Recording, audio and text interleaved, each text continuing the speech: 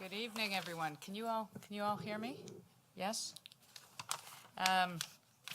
It is with great pleasure that I'm able to welcome Marc Tsurumaki to UVA this evening as our lecturer.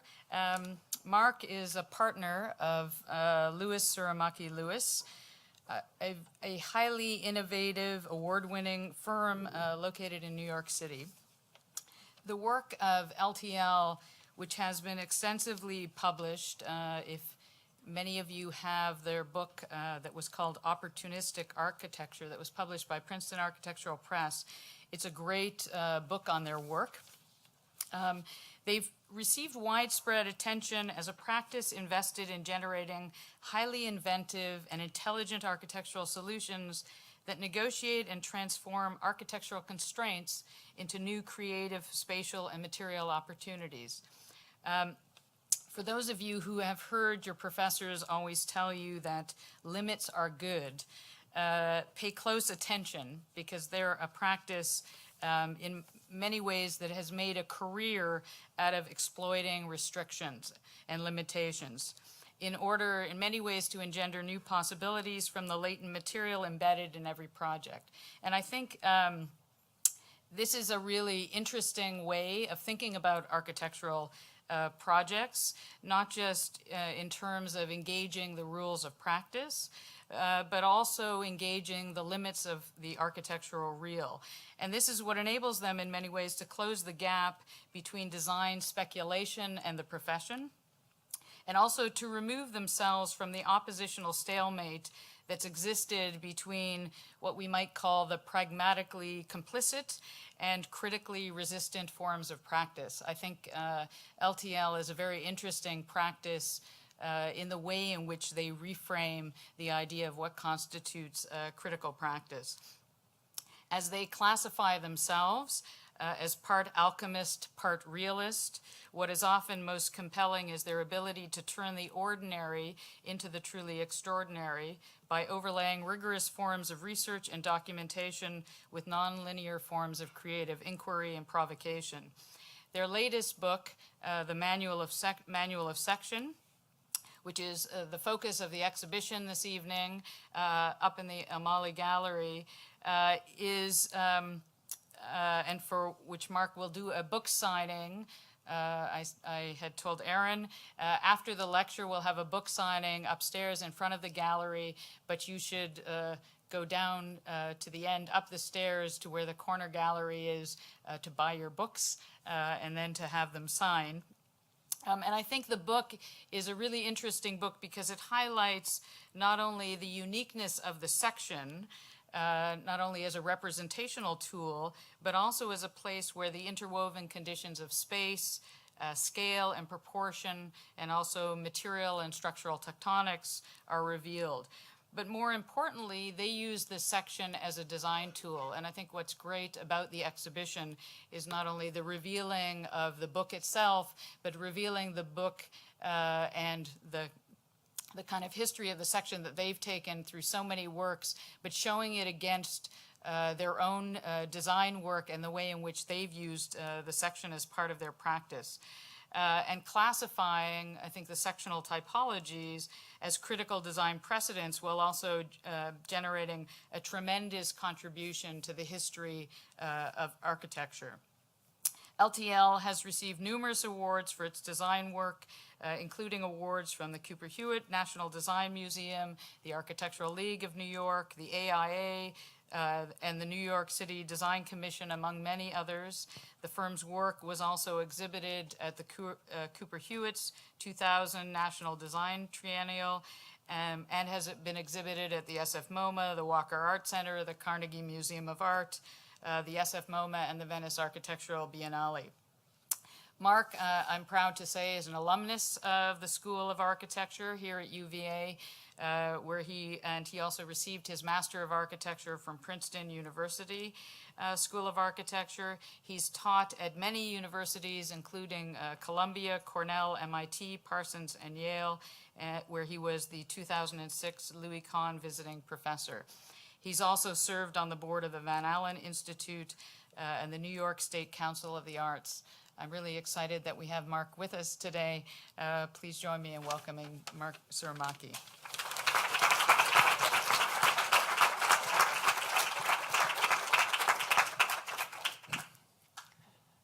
Thank you, Isla, for the introduction. Thank you all for coming. Thanks to the school for the support of this lecture and also the exhibition that you all hopefully have the opportunity to visit over the course of the next few weeks. I did want to just, before getting into the body of the lecture, take a moment to thank Erin Root, who's been kind of shepherding me around and overseeing that process, as well as her crack team of installers who's been working on what's upstairs in the gallery, and also to acknowledge Alyssa Palmer from my office at LTL, who's been here kind of overseeing that process with them collectively. What I'm going to do tonight is really twofold in terms of this lecture. On one hand, I'll be describing and speaking about the research and contents of Manual of Section, our recent publication, but also in parallel speaking a bit about the work of our own office. There's a kind of close correlation between these, obviously in our view, and in fact, in many ways, Manual of Section emerges out of our own continuing fascination, one might even say obsession, with section both as a representational technique, but also as a set of spatial practices regarding the vertical organization of buildings and cities. I think the status of section in architecture is a kind of really interesting and kind of somewhat conflicted one. I think we're all used to thinking about section in these terms. This is a construction document from our own office as a means of almost retroactively beginning to understand the kind of complex intersection of systems, tectonic, mechanical, material, and structural that come together in even the most, let's say, prosaic architectures. But for us, section is even more compelling in its capacity, particularly when kind of hybridized with other forms of representation, particularly perspective, to simultaneously convey architectural form and embodied perception. So in other words, what the building is in a measurable, kind of demonstrable, quantitative way, and what the building does in terms of forming experience and inhabitation. And it's this kind of dual nature of section that for us really renders it a uniquely kind of powerful instrument to not simply understand and analyze buildings after the fact, but really as a generative tool, as an instrument to drive design forward. And one of the reasons, in fact, that the book is called Manual of Section is the kind of literal meaning of manual, which is that it's intended to be useful. It's intended to be a kind of instrument. As we began the research for the book, one of the things that was both fascinating but also somewhat surprising is that section as a kind of codified representational technique actually comes relatively late to architecture. So although there are extant examples of drawings that could be understood as sections as early as the 13th century, often in relationship to understanding tectonics and kind of structural logics, in fact, it takes quite a bit longer for architecture to become a kind of a highly integrated part of architectural practice. And this evolution of section, this integration, actually operates in parallel to two corresponding practices, one of which is the kind of enthusiasm for Renaissance architects and particularly around 1500, the obsession with documenting and recording the ruins of classical antiquity. And what's significant about this relative to section is that in these drawings, in these investigations, the literal breaks, discontinuities, and fragmentations of these architectures revealed in a physical sense what the section ultimately ends up revealing in a kind of conceptual and graphic sense. And one can trace a kind of lineage or genealogy from these early documentations of buildings in a state of disrepair or decay to the emergence of section as a set of drawing techniques. And simultaneously, there were a series of innovations in depictions of human anatomy, descriptive anatomy, So we have on the right-hand side of the screen Leonardo's depiction of the dome, if you will, of the human cranium, which has a kind of interesting kind of correspondence to very similar sets of techniques used contemporaneously to depict the interior and exterior condition of, in this case, extant and antique centralized domed structures, the Tempietto and the Pantheon. But it's really by the time of Palladio and the Four Books that architecture has now become part of the sort of triumvirate, let's say, of orthographic techniques, plan, section, and elevation that are understood to be kind of de rigueur for the depiction of a fully realized architectural project and potentially in advance of that project.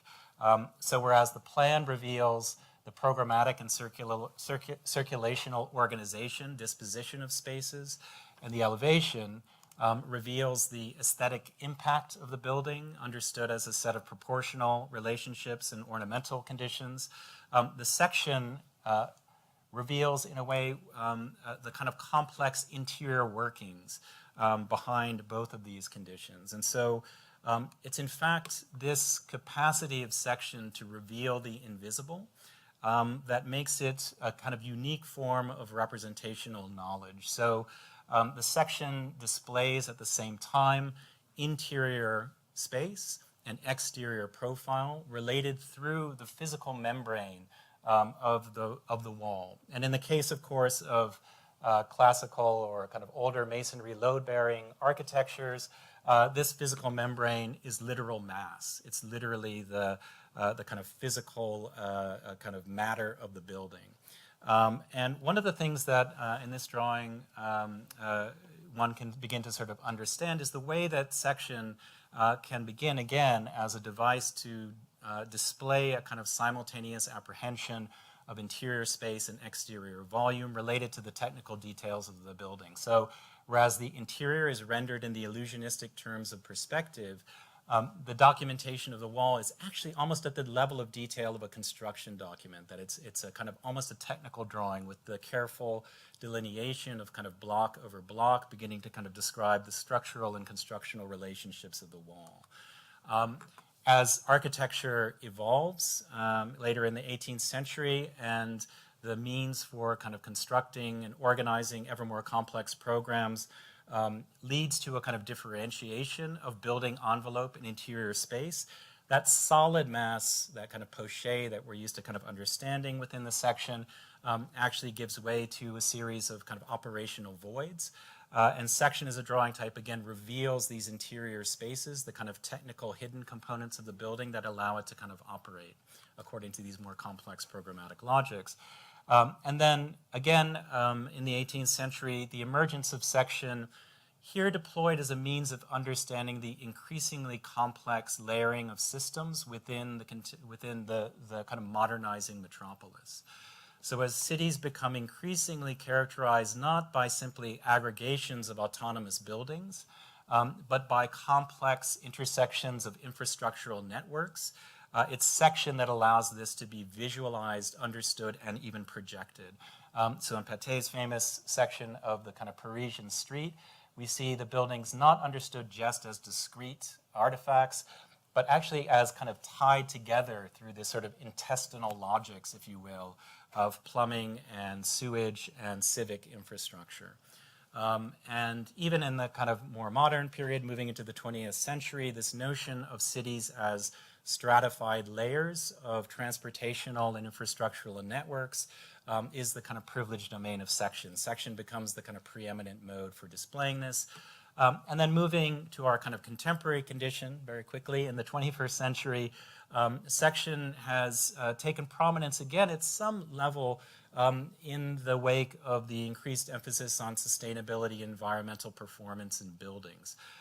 So issues of thermal performance, of convection, of daylighting, of the movement of air and space are most adequately described and easy to understand in the vertical condition of the section, because these forces all operate in the kind of gravitational continuum. Structure equally tends to be easily revealed or readily revealed through section, because obviously static forces operate in the vertical axis. So it's really this rich simultaneity of conditions that the section reveals, from the tectonic to the material to the technical to the mechanical, as well as the perceptual and habitational and spatial impacts of those systems, that for us renders sections such a kind of powerful instrument. However, as we began the research, we were also struck by the fact that although there are endless categorizations, theorizations, and histories of plan, from free plan to round plan, there actually is a relative paucity of architectural discourse surrounding the section. So what we were really interested in doing, in part with the book, was to begin to build up a kind of taxonomy of sectional types, which would open up a discourse about section, which in many ways hitherto hasn't really existed. One of the important points I would make, however, is that although we were interested in formulating these 7 types as ways of understanding architecture, and particularly architecture really from the 20th century forward, we really think of this as a kind of a heuristic structure. By that I mean it's really a means to an end. It's a kind of provisional framework, if you will, that will allow the understanding of buildings. So the categories in themselves are not important so much as what they allow us to see and understand about various architectures and how they operate in the vertical dimension relative to section. The other point I would make is that these categories, although they're, for pedagogical reasons, let's say, articulated as distinct, in fact, very rarely operate in isolation. So it's very difficult to find a building that is just an extrusion or just a shape or just a shear. These types tend to operate in a hybrid condition most of the time, but we'll talk about them at least a bit tonight in terms of these kinds of categorical distinctions. The book then illustrates these typologies of section through a selection of 63 extant buildings, all of which are buildings that have been constructed, although some of them are no longer in existence, and then elucidates this through a series of detailed sectional perspectives that don't hold up particularly well to projection, so hopefully you'll see them better in the gallery in the book, but which combine an orthographic section, kind of true to the plane of the page, with the perspectival information beyond. And in the book, we are interested in actually avoiding the ways in which many books of architectural analysis operate, which is through a kind of reduction of complex architectures to a series of abstracted diagrams, section, circulation, precession, axis, but rather seeing whether it was possible to generate drawings which, through almost a surplus or excess of information, would allow a kind of a greater enriched understanding of how these different systems and conditions interrelate one to the other. So I'll start by talking about the first category, which we had a lot of debate in the office about whether this was in fact a category or not. In a certain way, it's the sort of precondition of all sections, and it's also what you're criticized for as a first-year architecture student, which is simply taking your plan and extruding it to an inhabitable height. It also happens to be, however, actually the operating sectional procedure of I would say the bulk of a lot of kind of quotidian building in this country, from strip malls to shopping centers to office buildings. So extrusion is simply that. It's kind of extending the height of a plan to create an inhabitable space. It's often devoid of interesting sectional effects. However, it actually can be used in interesting ways in certain instances. So for example, in Johnson's glass house, the absorption of the structural columns into the glazed perimeter of the building, and the emphasis on the 2 parallel horizontal planes of a defined floor and a hovering roof plane, in fact, produces a section which has kind of no sectional qualities per se, but which forces the perceptual impact of the building to the exterior, to the perimeter, and extends it to the landscape. So sort of section in a way in service of a kind of planimetric extension. Extrusions can also be interesting to the extent that they actually exaggerate certain qualities. So in Nervi's Palace of Labor in Turin, these 82-foot tall mushroom columns, each supporting a kind of individually articulated steel armature and kind of roof, simply through their sheer scale and magnitude, create a kind of a spectacle of an extruded space that's otherwise flat, but becomes a kind of a civic monument. In the office currently, we're operating on a particular project which demands an extruded section, and we're kind of sort of thinking through a series of techniques to begin to operate in that context. The project is an early childhood education center in Bentonville, Arkansas, which is the home of Walmart, famously. So this is downtown Bentonville, that's Crystal Bridges, and our site, which is a green field in between. The building is, as an early childhood educational center, is a very simple programmatic type. It really basically demands a double-loaded corridor of classrooms for very young children. These are kind of toddler to 3 years old. So the building has to kind of, from a legislative standpoint, be a single-story structure. And this double-loaded corridor obviously can become institutional and banal. So what we did was to break it into a series of 4 wings, arranged around a kind of a central hub. Each of the 21 classrooms then kind of configures around a series of collective spaces at the center. And then the entirety of the kind of spoked complex is surrounded by an architecturally scaled fence, which is extruded up to match the exact height of the building. So rather than becoming a kind of appurtenance to the architecture, actually becomes an integral part of the proposition and defines a series of exterior playscapes, so that every single classroom has kind of access to an outdoor space, which is also one of the kind of presumptions of the early childhood education curriculum. We fold that fence inward at the entryway and then kind of allow it to sort of spill outward as a kind of disseminated field, a kind of forest or grove that welcomes parents and children into the center of the building. Upon entry, you move immediately into this kind of central hub. And we were kind of both conscious of and maybe self-conscious of the fact that we were, in a sense, deploying a plan type that has a resemblance to the historic panopticon as a space for kind of orchestrating surveillance and control. So the building is an intentionally dysfunctional panopticon, so that rather than a kind of a central point of optical control, in the center actually is a series of conflicting axes. There's no single monocular point in which you can actually see the entire building. But instead at the center, a kind of a collective space, a fluid space, where the section is elevated, which becomes territory for play, with a series of closed play spaces which can be opened up to produce a larger environment, can be reconfigured for events and gatherings, and operates really as the kind of heart of the whole.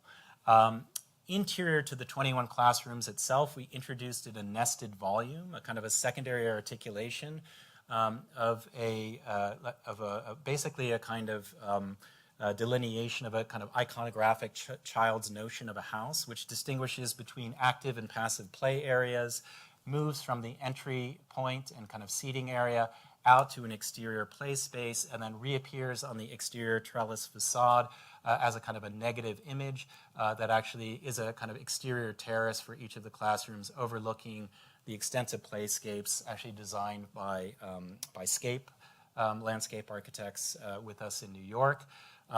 Here's what that field looks like today. That's David and Paul Lewis, my partners, engaging in some fundraising, which we have to do for our projects. There's probably a joke here about us being outstanding in our field, but I'll kind of jump over that one for the moment. The second category of section is stack. Stack is really kind of the kind of immediate outgrowth of extrusion. It's simply stacking extruded sections above one another, and it's really, in a sense, the kind of dominant kind of hegemonic mode of a lot of construction today, because in fact the effect or the capacity for stacking to conceptually ad infinitum reproduce the value and square footage of a limited plot of land. So Kohlhaas famously describes this in Delirious New York as the operation that produces the skyscraper, taking a very limited plot and being able to kind of extend it through replication vertically in space.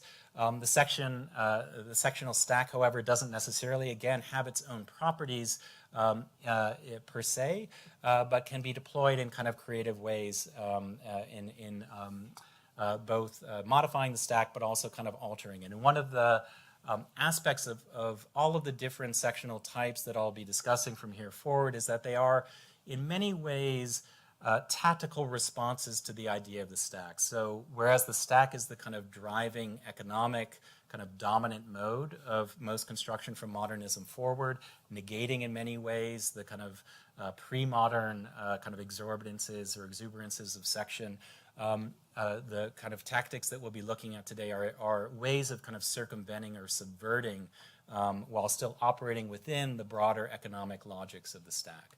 A few examples: a stack building that doesn't seem like a stack building, Mises Crown Hall at IIT, where the large, expansive, open studio space, the kind of celebratory space, is made possible simultaneously by the large-scale plate girders that support it structurally, but also by this kind of partially submerged plinth of more compartmentalized and service spaces that in their kind of subterranean way support and allow for the openness of that kind of upper-level building.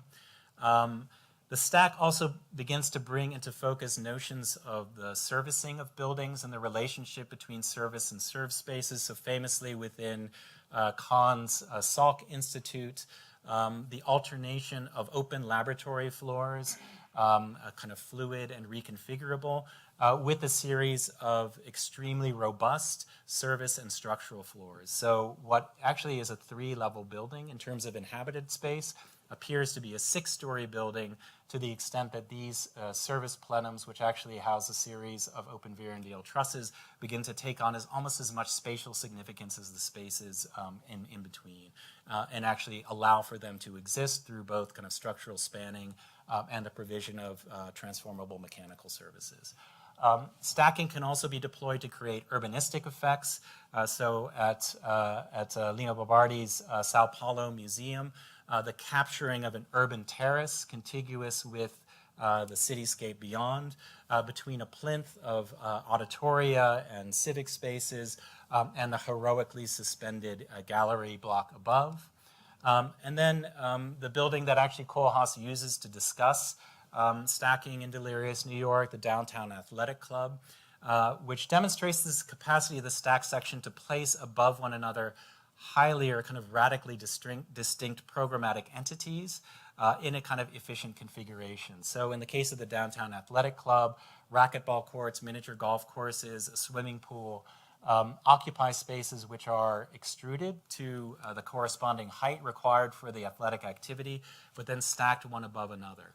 However, this section can never actually be experienced except through the kind of synchronic aspect of the drawing, and is only really experienced through the kind of mechanical contrivance of the elevator moving up through it. And in fact, the exterior expression of this building is almost completely devoid of expression of the variability happening within.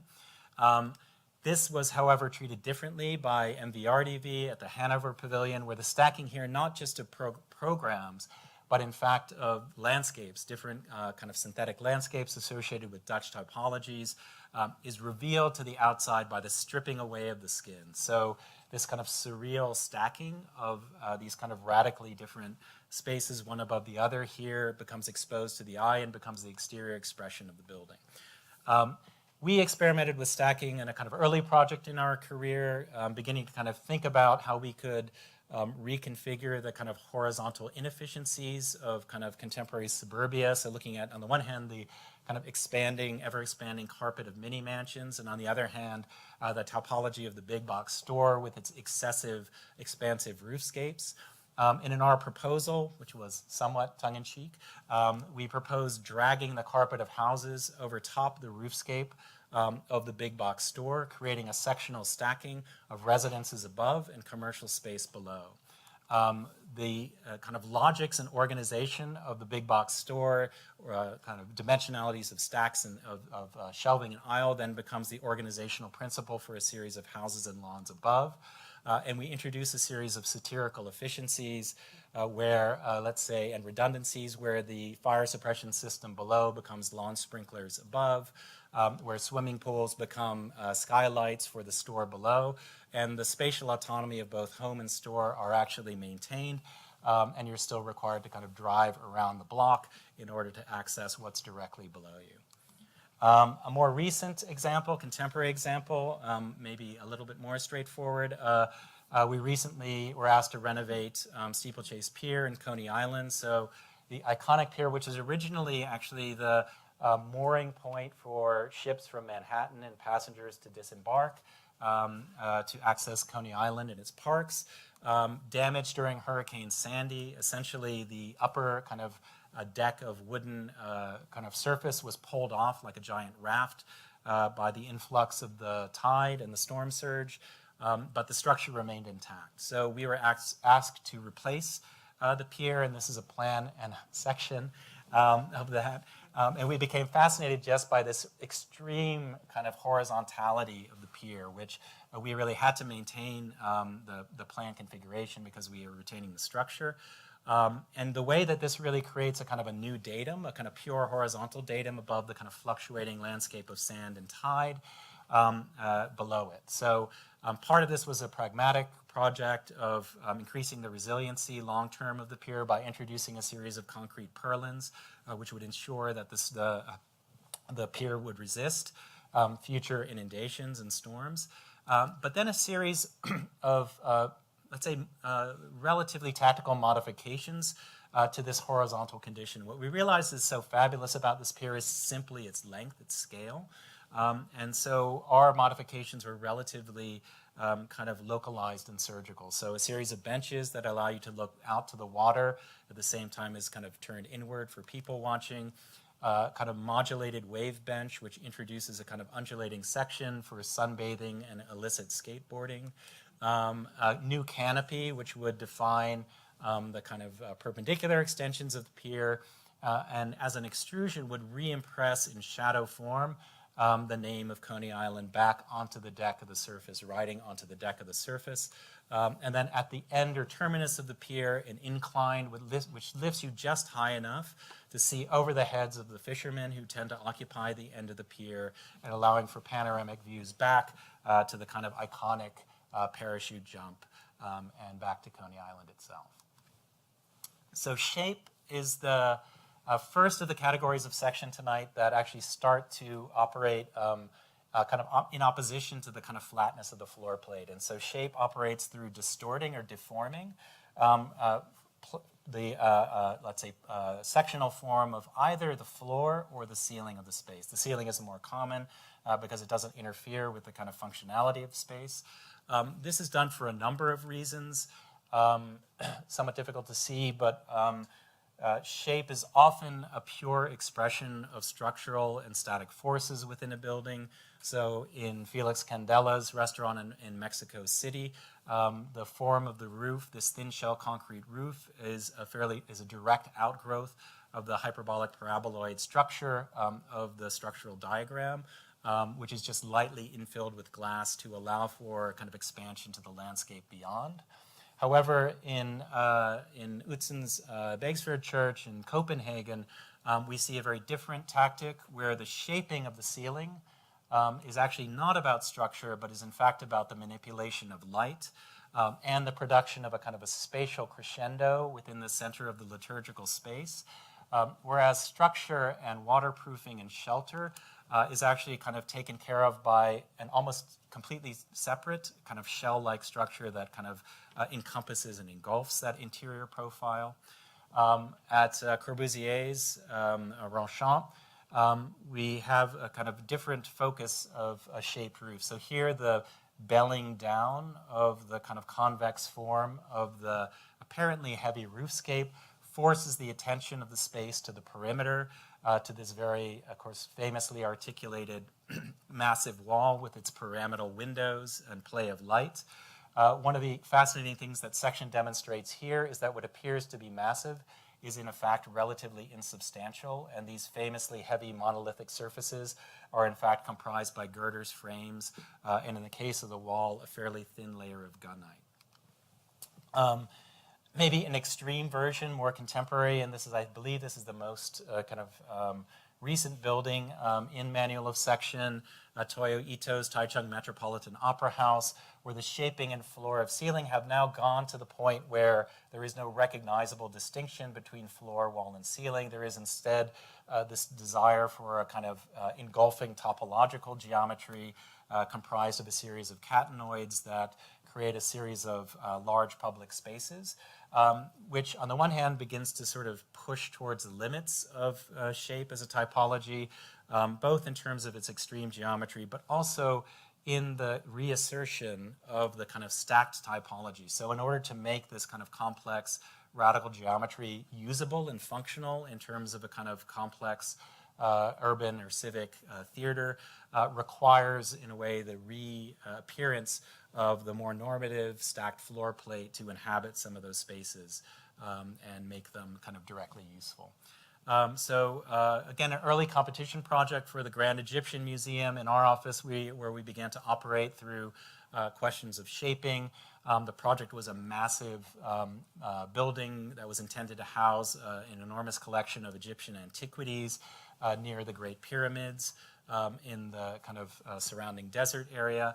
And we began to think about what would be appropriate for the display of these artifacts, which are, after all, not sort of conventional Western art objects, and how we could take the typology of the top-lit gallery and begin to deform it by pushing the ceiling down and pushing the ground up, producing a series of push and pull relationships between sky and ground or ceiling and floor to enact a new set of kind of interactions between museum goers and art, as well as to accommodate the kind of complex array of different programs that a kind of large metropolitan 21st century museum is required to accommodate. So the building really becomes this interplay between a series of kind of ground-based pylons rising up, conceptually at least, from the desert floor, and an articulated kind of sky canopy which folds down to create a series of atria, kind of interior courtyards, and multiplying and maximizing the potential relationships between artifacts, viewers, and landscapes. More recent project in California for the Claremont University Consortium, an academic building, where we were asked to convert a very large-scale but very prosaic kind of functional building, which is originally their fabrication building for their shops, into a new 21st century administrative hub for the Claremont Consortium itself, kind of a high-tech office space and conference center. The building had the kind of virtue of being very large. It's about 2 football fields in length, and really comprised largely this large open interior. It was a prefabricated steel frame building, had a series of these sorts of technical installations internal to it, but was otherwise this very big open space. Into this space, however, we had to introduce new mechanical systems, as well as a series of solar tubes, which are essentially kind of skylights that would allow for continuous daylighting of the space. And we didn't want to, on the one hand, lose this sort of interior openness. And so what we did was to develop a series of roof baffles or ceiling baffles comprised of a kind of recycled plastic material, which was acoustically absorptive, and hung these almost like marionettes within the space to produce a continuous kind of topographic ceiling, a kind of inverted cloudscape, if you will, that would both allow for a kind of recognition of programmatic difference below, but actually also create almost a kind of a changing a kind of climate or a kind of a meteorology within the building. So these baffles allow for the concealment of mechanical systems and skylights, as well as lighting elements, and changes continuously over the course of the day, becoming almost a kind of interior weather, if you will, within the building, as well as deforming in order to kind of create these large open spaces for gathering on the interior. On the exterior, we then wrapped the building in a continuous 600-foot-long cedar fence, which basically allowed us to take the somewhat undistinguished architectural exterior of the building as we found it on the right-hand side, and transform it very lightly through the implementation of this new surface, which sometimes mirrors and extends the sectional profile of the building, but other times pulls away in order to create a series of terraces, overhangs, and canopies that would allow the inhabitants of the building to enjoy in the exterior kind of environment, this kind of pleasant Southern California climate. As well as acting as the kind of framework for a series of LED lights, which would allow that skin, in fact, to become the exterior and site illumination, which then peels away at the entry in order to kind of welcome you into the building, into the kind of main entry piece.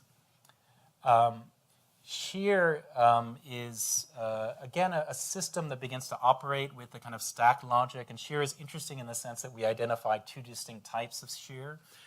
So shear in its horizontal form, perhaps best illustrated by Henri Sauvage's roue à Moreau housing, really constitutes the sliding, really, along a kind of fracture point, if you will, of one floor plate relative to another. So in the case of this housing project, what this creates is a kind of optimization of solar exposure in exterior space, where each unit now begins to get a kind of terrace or balcony that's not overshadowed, but actually exposed to daylight.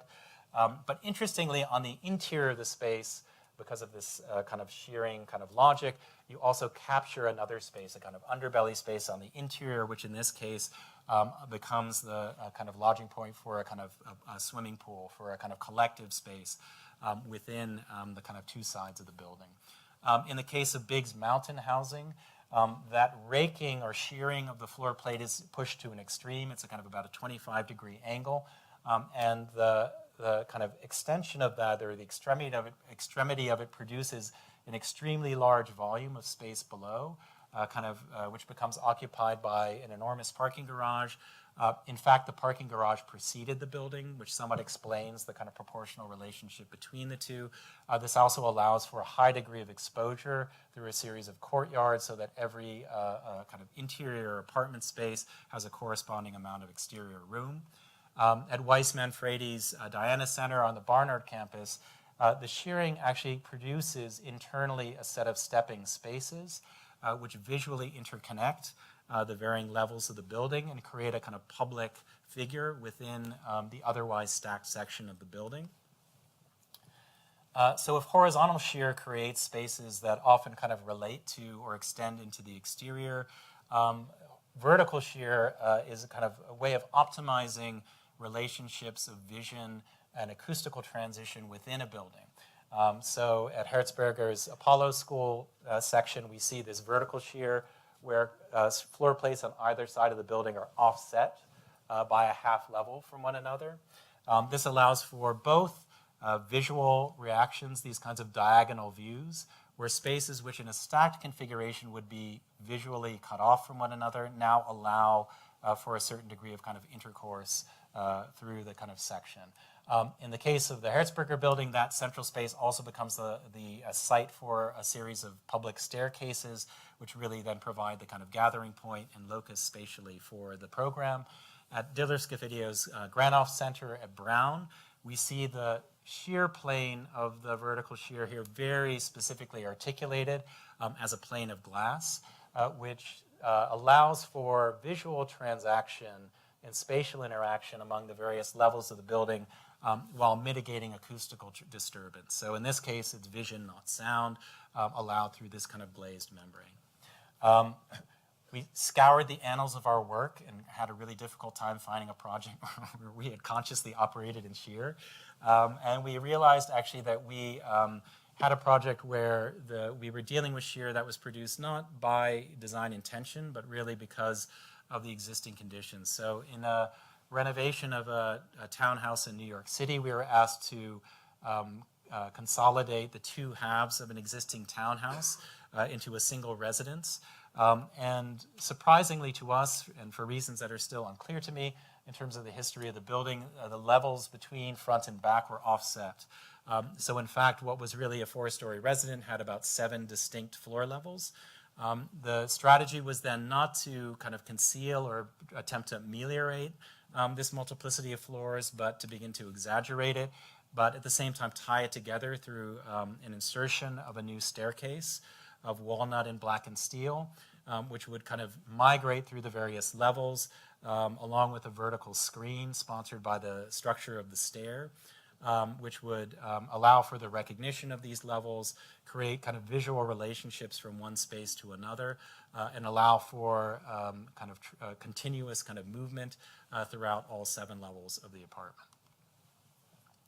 So whole is a typology which actually has multiple different iterations, so it can actually correspond to the most pragmatic, let's say, penetrations through floor plates that have to do with provision of building services, staircases, and plumbing, but can also kind of extend to the point of kind of grandiose, kind of atria-like spaces that organize very kind of complex urban organizations. So perhaps one of the more straightforward examples of this at Corbusier's Wiesenhof Siedlungshaus is simply the opening up of the floor plate in the form of a double-height living area, which again not only allows for greater degree of transaction between the different levels of the house, but also virtual extension or visual extension through the large-scale double-paned window, double-skin window out to the exterior environment.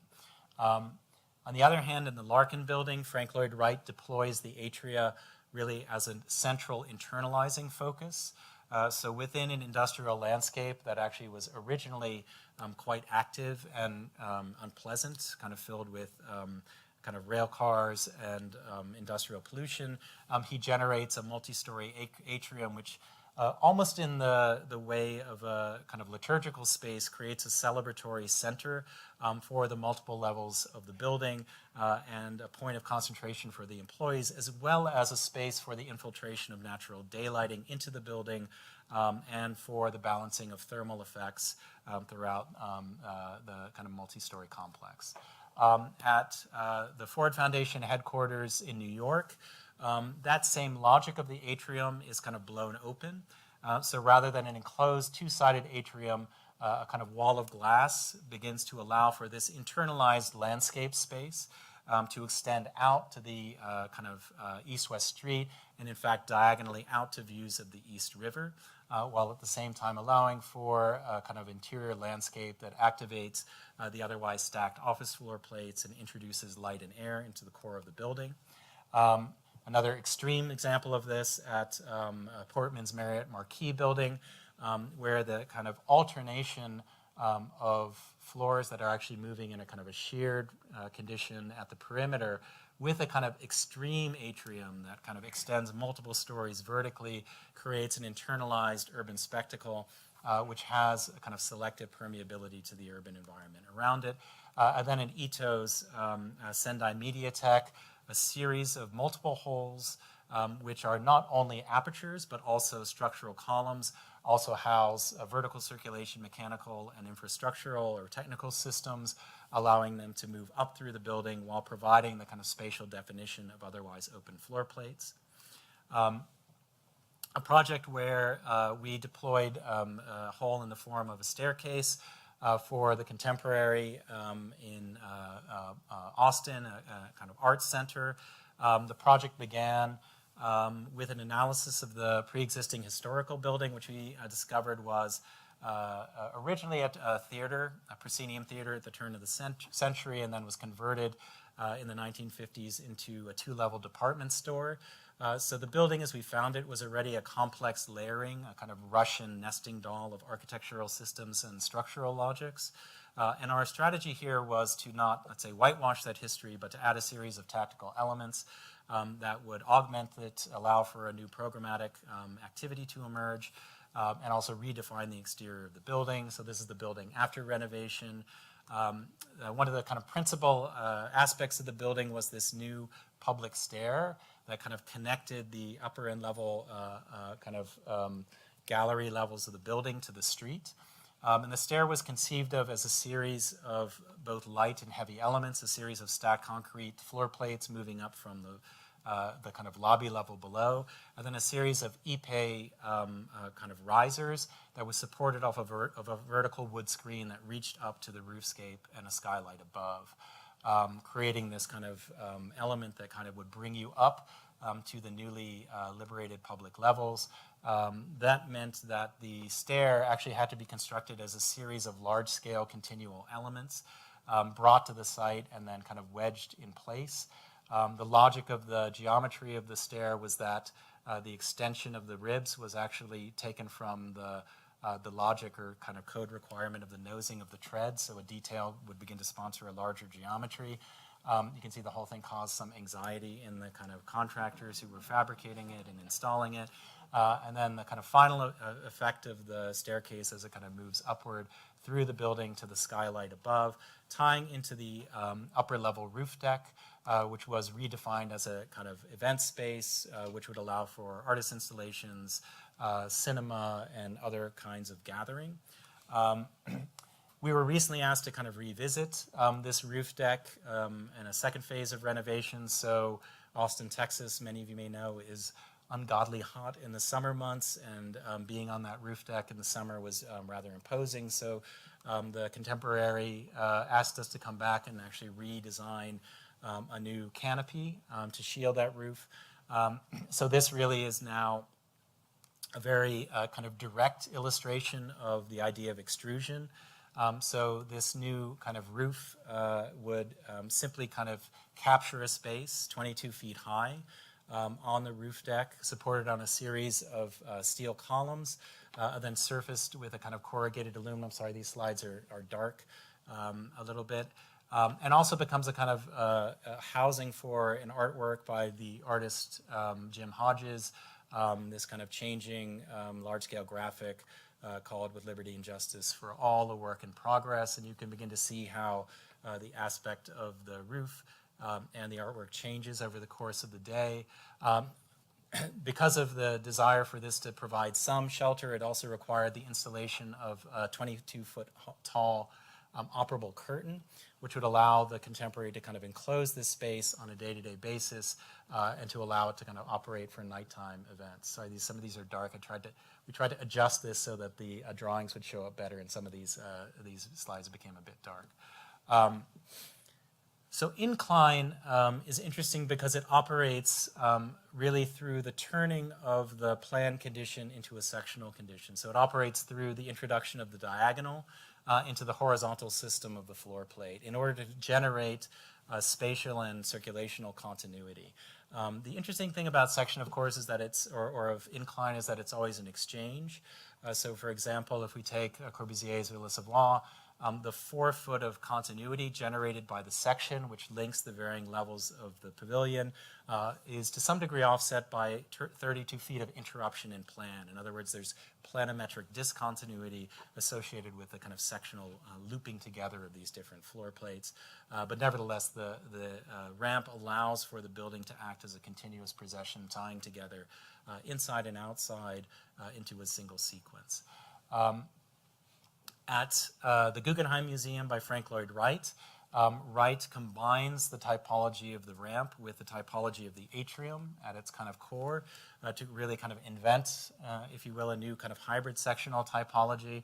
And Wright's kind of way around the, let's say, impediment of discontinuity suggested by the ramp is essentially to convert the entirety of the building into a ramp. So the building is really conceived of as a kind of continuous helical spiral that increases in dimension as you move upward, creating a kind of inverted cone on the interior that allows daylighting to filter through, and for the experience of the gallery goer to be one of continuous movement and circulation.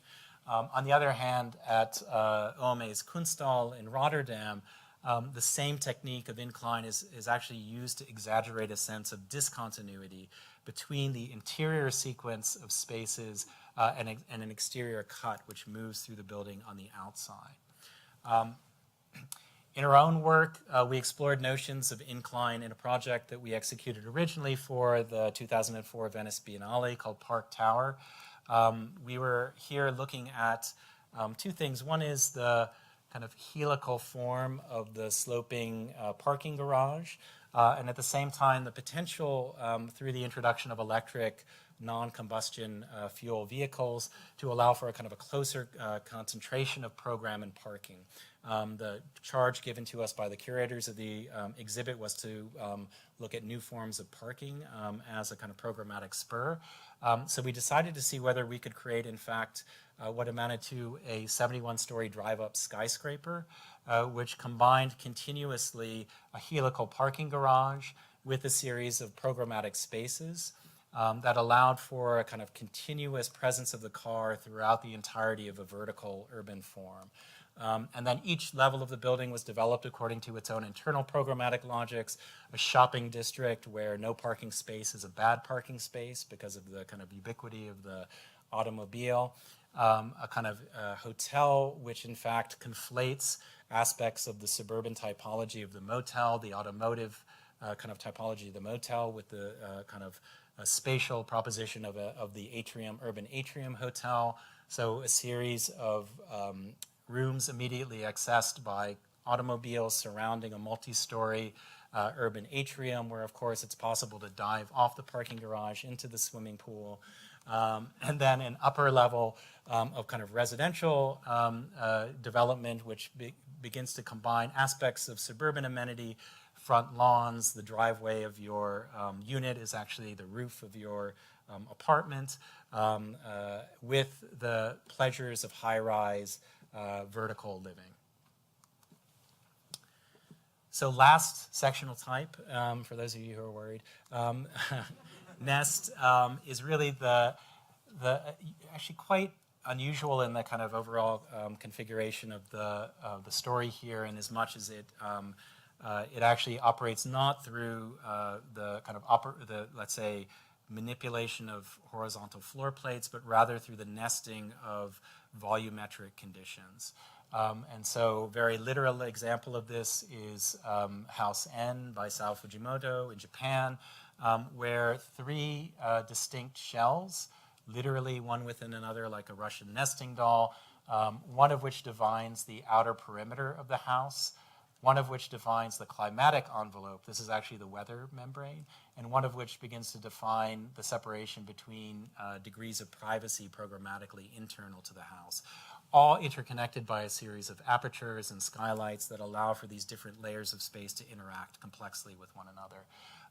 At Herzog and Demeron's Prada Aoyama, we see the nesting of a series of stacked floor plates, but also a series of prismatic bar-like solids which house changing rooms and other more compartmentalized spaces within the kind of larger prismatic envelope of the exterior skin, actually extending the geometry of that skin and opening up a series of double height spaces within the kind of vertical configuration of the building.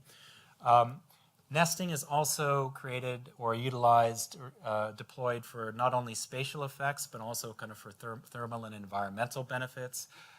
So at Gordon Bunshaft's Beinecke Rare Book Library at Yale, the nesting or the housing of the actual artifacts of the rare books, this kind of rare book kind of building within a building, where the books can actually be displayed visually due to the benefit of wrapping that within an exterior shell, which mitigates and diffuses the impacts of solar radiation, the impacts of sunlight outside.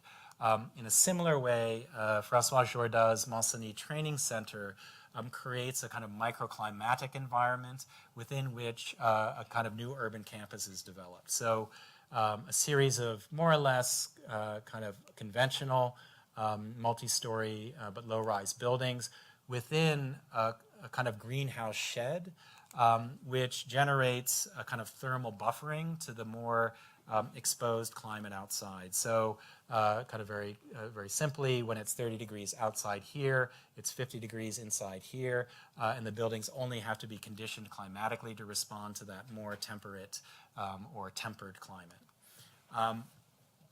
Project early in our career for Born-Heater Hall at the College of Worcester, where we were kind of operating with kind of principles of nesting, creating at the conjunction of these dormitory wings for a new residence hall, a kind of exterior space that would be captured within the skin of the building, and then suspending or nesting within that multi-story exterior volume a series of projected study nooks, theater-like box projections, which would kind of allow for visual and kind of spatial transactions between each of the hallway levels, and then this kind of collective space for kind of coming and going. So from within the building, you can have visual exchanges to your kind of colleagues below, and then visual transactions back out through this glazed screen to the campus at large, and then this space also becoming a kind of beacon at night for the surrounding campus. Kind of more recent academic project, looking at nesting really a new space within an existing space. In this case, McKim Mead and White's Pulitzer Hall, the journalism building at Columbia University, where we inserted a new kind of armature and scrim, an interior facade, if you will, into a space, a kind of multimedia space for the development of new journalistic platforms. The idea of this is that it would produce a kind of a new nested volume within the existing space, and also perform a series of kind of functional tasks that were necessary to the program. So on the one hand, it becomes an architecturally scaled window screen, diffusing daylighting into a space that's largely about digital work. It sponsors a series of armatures which hang projectors and lighting above, and the entire surface also acts as a large-scale projection screen for the kind of research that the fellows within the institute are conducting. It also acts as a lighting element, allowing for the nature of the space to kind of transition and radically transform over the course of the day, from day to night, and relative to the amount of transaction desired with the exterior. So the last category is really not a category, and as I stated at the beginning of the lecture, really all buildings, everything I've talked about tonight, are hybrids. But these are really examples of buildings where it's very difficult, if not impossible, to identify a dominant sectional mode of operation, and in which, in fact, these different sectional strategies are conflating and informing one another in reciprocal ways. So, for example, Sana's Rolex Learning Center combines an extruded section which is shaped to generate a series of kind of undulating kind of landscape forms and capture spaces below, and then perforated by a series of holes to allow for the admission of daylight into the kind of extremely deep floor plate. Kuma's Asakusa kind of information tower, a series of shaped house-like forms which are stacked one above each other to create a series of interstitial voids, which are then packed with the services of the building.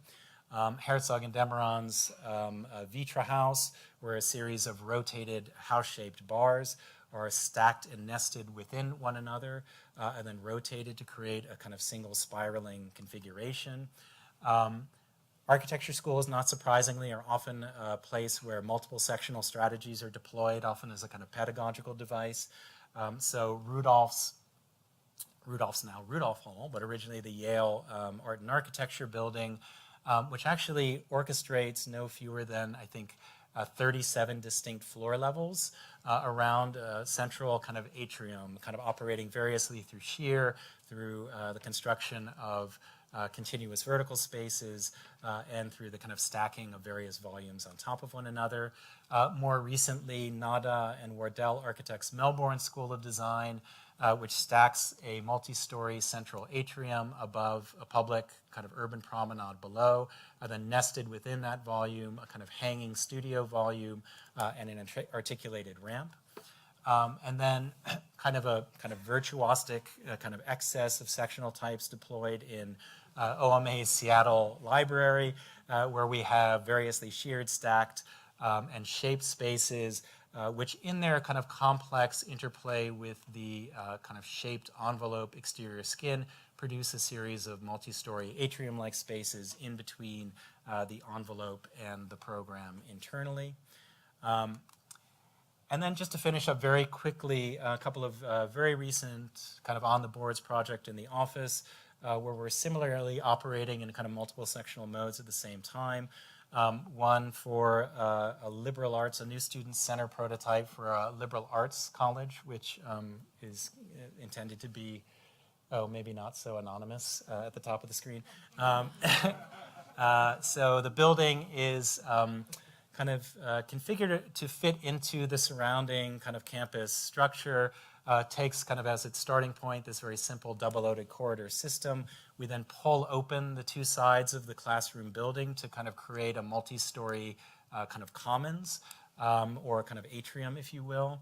The bars of the building are then deflected to reflect site conditions, existing specimen trees, but also to kind of integrate a series of existing pathways on campus, becoming a kind of meeting place or nexus of circulation, and then capped by a large-scale kind of performative roof, which captures rainwater, then internally articulated through a series of spiraling ramps and staircases that connect this common space to the surrounding kind of classroom, more conventional stacked classroom building.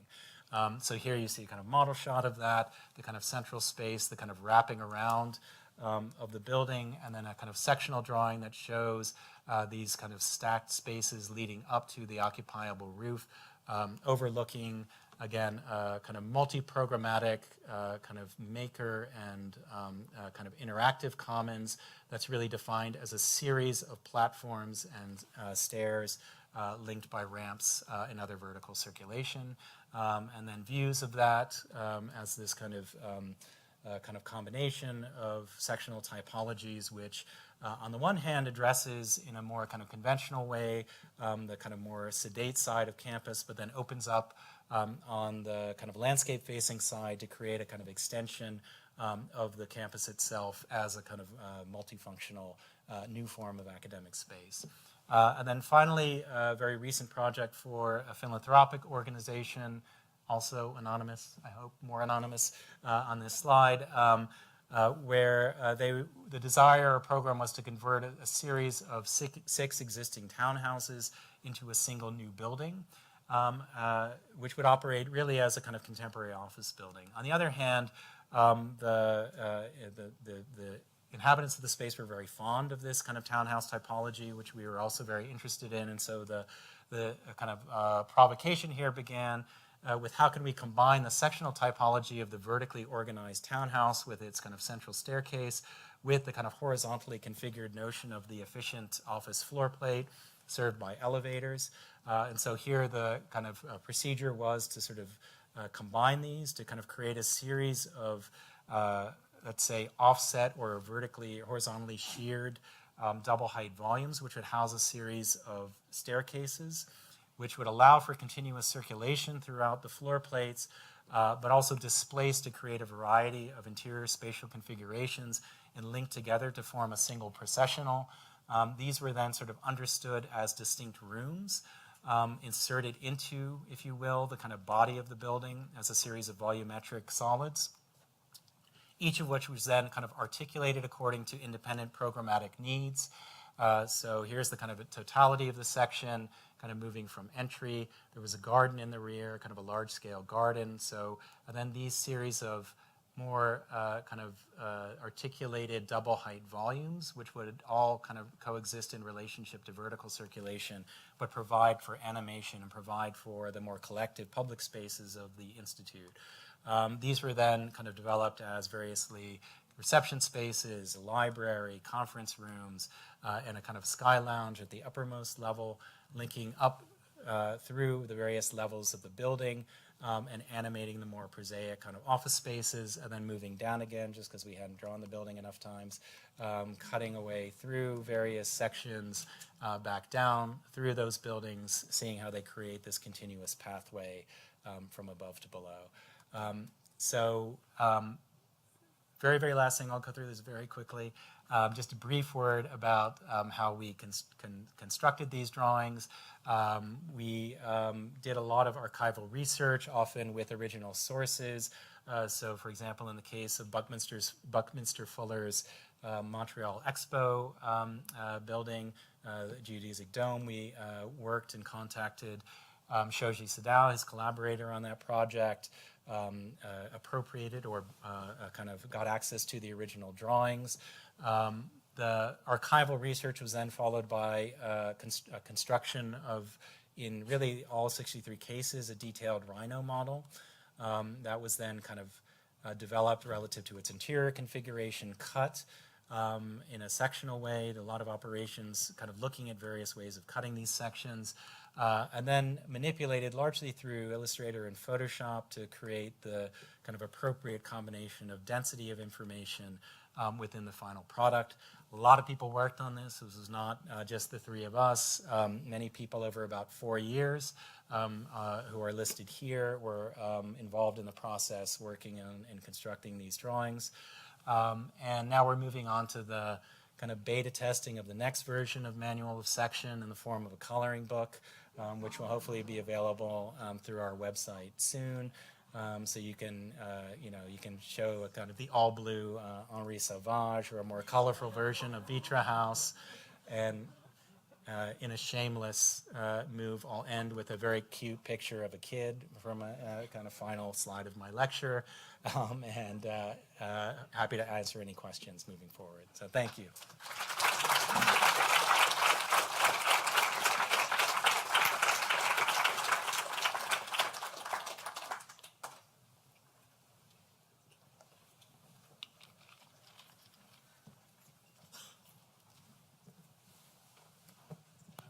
Thanks for coming. It was a great lecture. Thank you. Early on, you mentioned that the drawings in the book are oriented. Oh, thank you.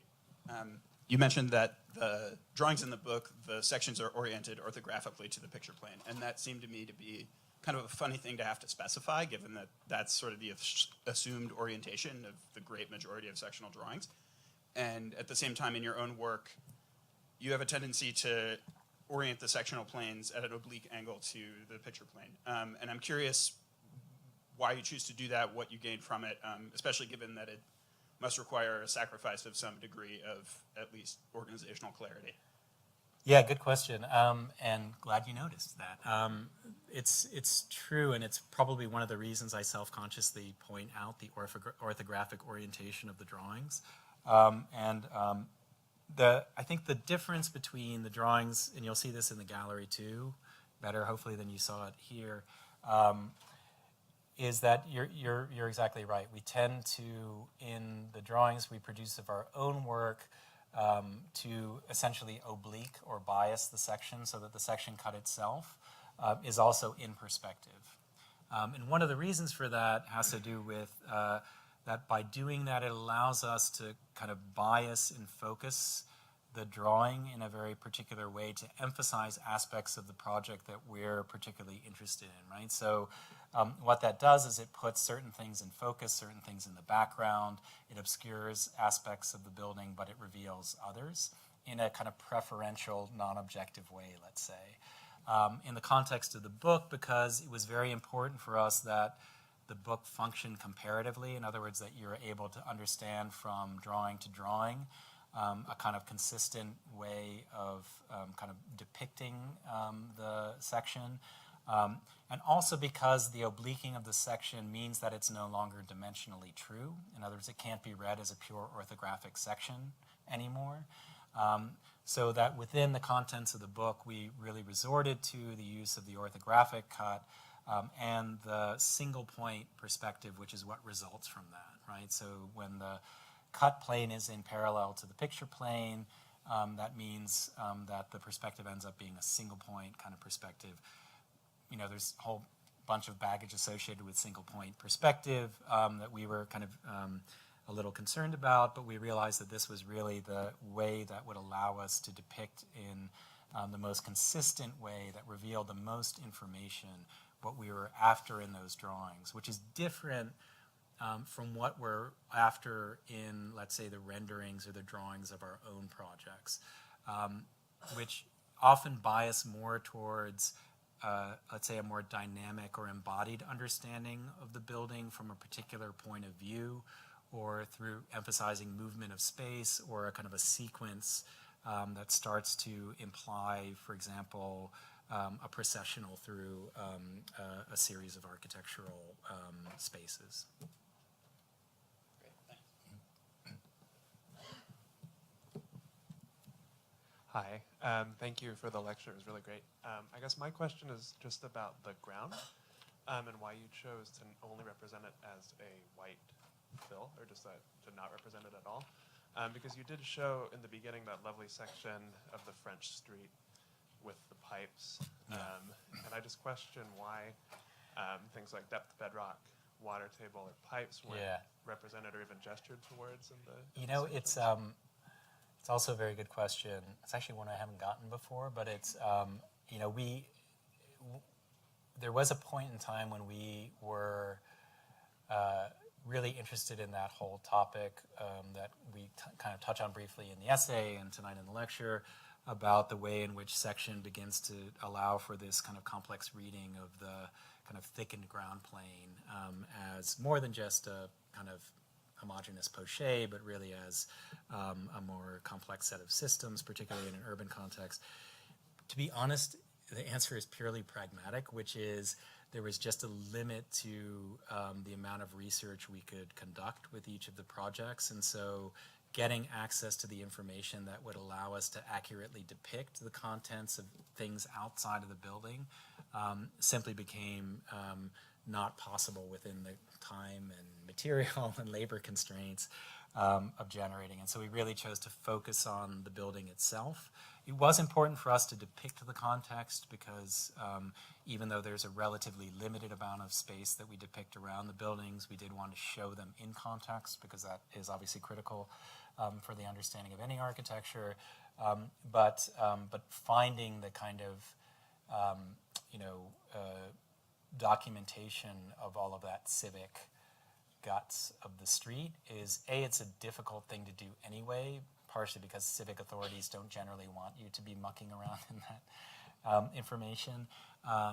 But it also, it was just a kind of a breaking point where we had to kind of put blinders on past a certain point to avoid going insane and kind of the book taking 6 years instead of 4 years. And in fact, it's very interesting actually, even I shouldn't probably admit this, but the foundational conditions of how the buildings meet the ground is surprisingly difficult to find information about in many instances. So one of the things we ran up against, particularly in buildings that, because some of the buildings, although all of the buildings were constructed, some no longer exist. So we were limited to kind of archival documentation and photographs of the time if they existed. And some of that was, is honestly speculation because just the paucity of information, you just run into gaps in the historical record, if you will, where you simply can't get access to that anymore. And so there is a certain limit there, it's a weakness that we realize, but we had to kind of accept just in order to kind of reach a certain stage of completion. So, Mark, just a great lecture. I think the organization of the lecture itself was so interesting, how you collaged the book work with your own work. So I think we all really appreciate that from a pedagogical angle. My question is, you have 2 design partners, and the 3 of you went to school together. Does this work go all the way back to your days at Princeton where you were really investigating section over plan? Because this is an unusual way to work, I think. And then how did that develop, this interest get developed through that stream, or did you discover it by working together as a group and it came the other way, or something probably in between? But yeah, it's really interesting. I think it is a little bit of both. As you're asking the question, I'm recollecting that the principal drawing of my thesis at Princeton was a sectional perspective. And I think the same is probably true of Paul's, although I think his were isometric sections, actually. So I think we always came out of a background, and maybe it was the educational context of that we were in at the time, that was interested in hybridizing drawings, right? In other words, looking at the ways in which different representational techniques could combine in inventive ways to reveal maybe otherwise difficult to understand aspects of projects, but also an interest in section that wasn't conscious at the time, but I think did kind of, run through both our early work as well as kind of our, academic work and kind of competitions and things of that nature. And I think at some level it was a fascination with the drawing type, which led to a fascination with the spatial conditions associated with that drawing type. And the kind of the fact that they reinforce one another, but they're not exactly the same thing, right? So one of the complexities about writing manual of section is, what are you talking about? Are you talking about section as a drawing type? Or are you talking about section as a set of architectural operations, right? And the book kind of tries to do both. But I think that's partially because I think for us they were always very closely interrelated, and that way of drawing projects also became a way of thinking about projects spatially. And I think some of the reasons maybe that was true is I think when you draw a section, there is this kind of immediate possibility of understanding it in relationship to, for example, the body, right? And I think we also came out of a educational context where maybe a certain way of thinking about space that was very conscious of the position of the body in space, and the way that instituted certain spatial or ocular regimes or certain kind of programmatic relationships was kind of foregrounded. And I think that's in a way, it's not impossible to do that in plan, but it's very obvious how to do that in section, right? And even like operations of vision that I think were very present when we started practicing architecture are also kind of apparent and kind of revealed in section, and as well as some of the other kind of more obvious things that I spoke about earlier: structural relationships, gravitational relationships, thermal relationships, and so forth. So I think it's that kind of relationship of section to perception, particularly in relationship to perspective. And there is this weird way in which manual of section's a misnomer because they're all sectional perspectives, and so they're already hybridized. But I think that's because we're always looking at both of those sides of the equation. In other words, the ability to use section to talk about in a precise way the kind of metrics of the building as a kind of quantifiable entity, right? But also as a perceived condition at the same time.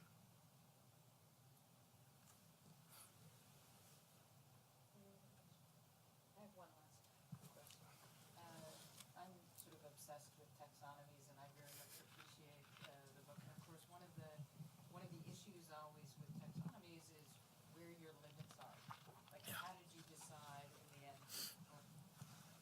How did you decide in the end on the final collection of projects for each category? Yeah. Because the thing could get larger and larger and larger over time. Yeah, it wasn't easy. So there were a couple of things kind of guiding it. I mean, one is that the taxonomies themselves, we were super self-conscious about the taxonomy not becoming too much the principal focus of the book in a sense, although it sounds strange since it's the organizational logic, but not understanding them as a kind of reified static categories, but more as kind of operational or kind of procedural conditions. So, unlike, let's say, Duran's architectural typologies, these are meant to be more open-ended. And so, for example, there was a point at which we had drawn a series of simplified, probably oversimplified diagrams to illustrate shear versus incline versus whole. But we ultimately didn't include them in the book because for us that started to get to just this condition of them being too reductive, right? Where somehow we didn't want to argue that there's some platonic thing called incline that can be identified and just kind of replicated. We're more interested in the specificity and idiosyncrasies of how those kind of emerged in different architectures, which is why we're very interested in these buildings. And also, so one criteria was that the buildings were all built, right? So they had to be constructed buildings. So even though there are, all of these really paradigmatic sectional conceptual projects, from Corbusier's original Carthage villa to many of OMA's projects about continuous floor surfaces. For us, it was important that the density of information the drawings required meant that the buildings had to be built and that level of detail had to be available. Some of the selection was just, could we get the information from the relevant parties to build the drawings in kind of enough detail. The other is that the buildings all, and I mentioned this a little bit, start from the outset of the 20th century forward. So we made an intentional decision at some point to bracket off pre-modernity, again, just because we didn't want to kind of bite all of that off. We couldn't kind of get our kind of mental hands around it. But also because we had sort of identified this way in which a lot of these sectional types are a response to contemporary ways of building buildings, right? So, you know, the emergence of the domino system and the Chicago frame, which are about the replication of flat floor plates in an economically efficient, repetitive way, for us is a little bit the kind of precondition of a lot of these other strategies like shear or hole or incline, which is that they're responses to the banality that that type produces in a way of trying to create more inventive spatial propositions, but still operating within the economic and, let's say, dominant logics of those kinds of hegemonies, right? So, so that was another thing. It was a kind of historic limit. And then we really selected them on the basis of how well they illustrated the principles, right? And at the same time, of course, the principles emerged to the degree that we could see them clearly in certain buildings. So there was a sort of back and forth between the two. And we had more, there were both many, many more buildings. There was at one point a list of probably almost 200 buildings.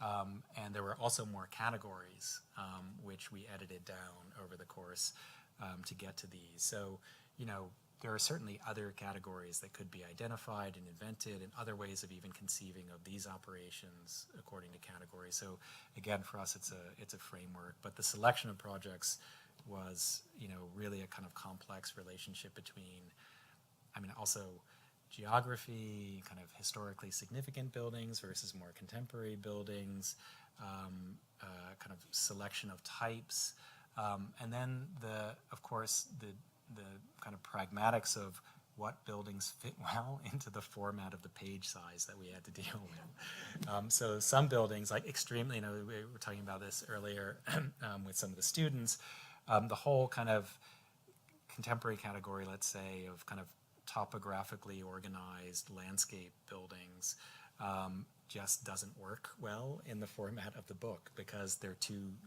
horizontal, and we can't depict any level of detail and show the full extent of them. So you can't draw Yokohama very effectively here without showing it like 20 cuts or something, or yeah, exactly, or any of these others, right? So so it was really that, you know, no single criteria. It was really a kind of complex array of varying criteria, and then probably just preference at some point of what we thought made a good drawing, right? Thank you very much, Mark. Thank you.